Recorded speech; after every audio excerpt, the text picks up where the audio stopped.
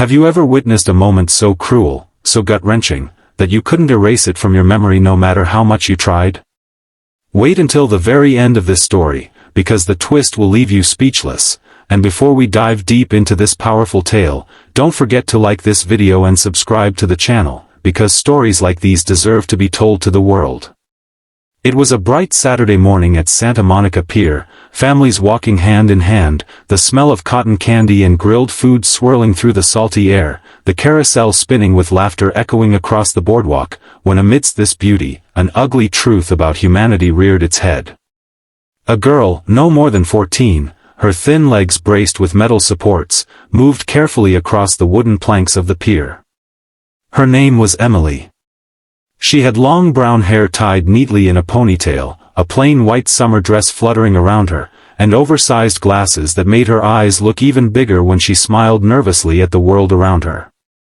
Emily wasn't walking with the carefree stride of the other kids. She walked slowly, dragging one leg, leaning on her crutches, each step deliberate, each step a battle. And as she moved toward the railing to watch the waves crash against the pillars below, a group of teenagers spotted her. 4 of them, 2 boys and 2 girls, maybe 16 or 17, with their phones out, recording, whispering and smirking like predators who had found easy prey. "Move, Cripple," one of the boys sneered, his voice sharp like broken glass. Emily froze, her face draining of color. She tried to move aside, to make herself small, but her crutches slipped slightly on the uneven wood. The group closed in. Another boy shoved her shoulder, not hard enough to throw her down, but enough to make her stumble, her braces clinking. The girls laughed, pulling out their phones, recording her struggle as if her pain was entertainment. "Can't you walk faster?" one jeered, mimicking a limp as the others joined in the mockery. Emily tried to whisper something, but her voice cracked and caught in her throat. And then it happened. One of the boys, impatient with her slowness, kicked the side of her crutch, and Emily collapsed to the ground with a cry, her glasses slipping off, her palms scraping against the rough planks. The crowd around the pier gasped, some turning away, others staring, frozen. People whispered but no one stepped in. The bullies laughed louder, circling her like sharks. Emily's eyes filled with tears, her lip trembling, as she desperately reached for her crutch, only for one of the girls to kick it further away. "Look at her," they mocked, like a turtle on her back. Emily curled in on herself, humiliated, sobbing softly, and for a moment, the world seemed so cruelly indifferent. But then, the sound came. It started low, like the distant growl of thunder, then grew louder and louder, until it was unmistakable. The steady roar of motorcycle engines. Heads turned down the pier, and what everyone saw made even the bullies freeze. A line of motorcycles, gleaming chrome under the California sun, rolled slowly toward the scene. At least 20 of them, riders dressed in black leather jackets, boots, and helmets, engines rumbling like a storm moving across the boardwalk. People stepped aside, watching in awe as the pack came closer, moving with purpose, with unity, until they surrounded the bullies and the girl on the ground like a human shield of steel and leather. The leader, a tall man with a gray beard braided into 2 strands, swung his leg off his bike and walked over. He crouched down next to Emily, picking up her crutch and gently placing it in her trembling hands. "You okay, sweetheart?" he asked, his voice surprisingly soft despite his intimidating appearance. Emily sniffled, nodding slightly, too overwhelmed to speak. Then the man stood, turning to face the bullies, who now looked much smaller than before, their cocky smirks gone. "You think you're tough, huh?" he growled, his voice echoing under the pier's wooden beams. None of them answered.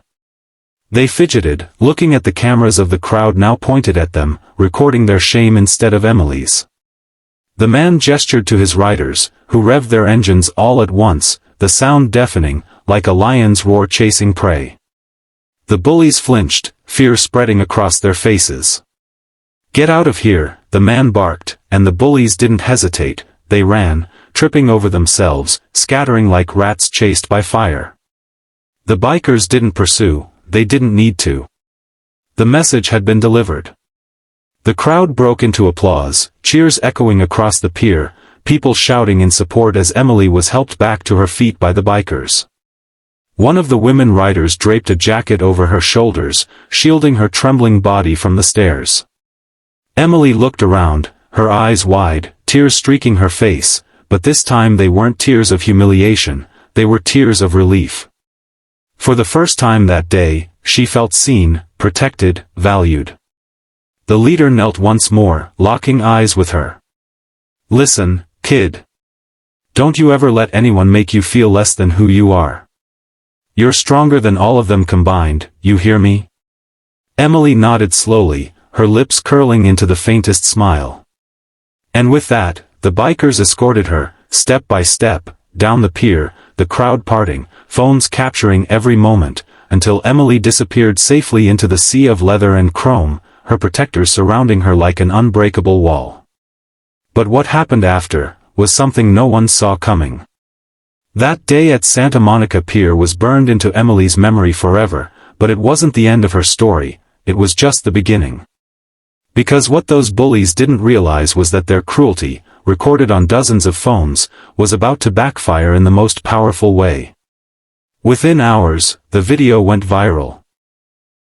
Clips of Emily being kicked, followed by the dramatic arrival of the bikers, spread across social media like wildfire. "Disabled girl bullied at Santa Monica Pier, rescued by bikers," the captions read. Millions watched. Millions wept. And millions were enraged.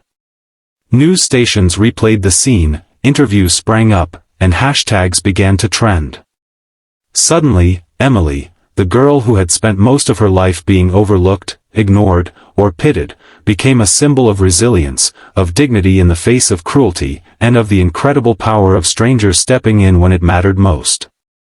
The bikers, once judged by many as intimidating or dangerous because of their appearance, became heroes overnight.